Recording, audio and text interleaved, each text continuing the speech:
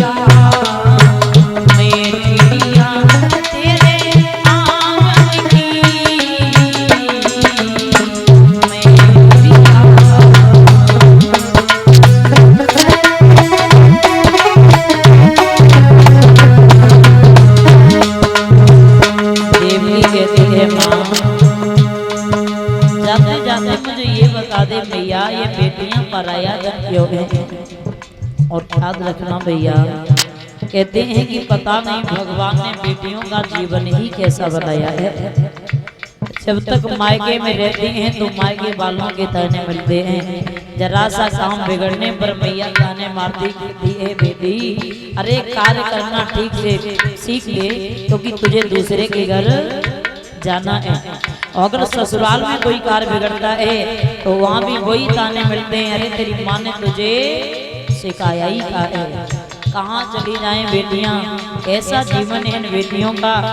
देवी रोने लगी, जवाब दिया माँ मुझे जाते जाते ये बता दे ये बेटियां पराया धन क्यों है भैया।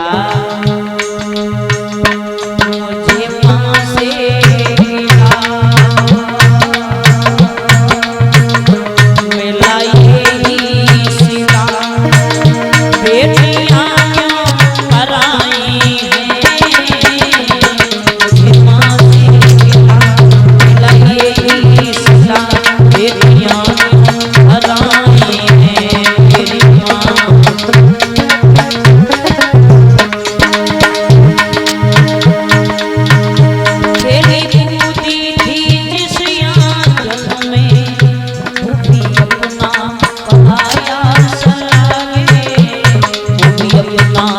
राया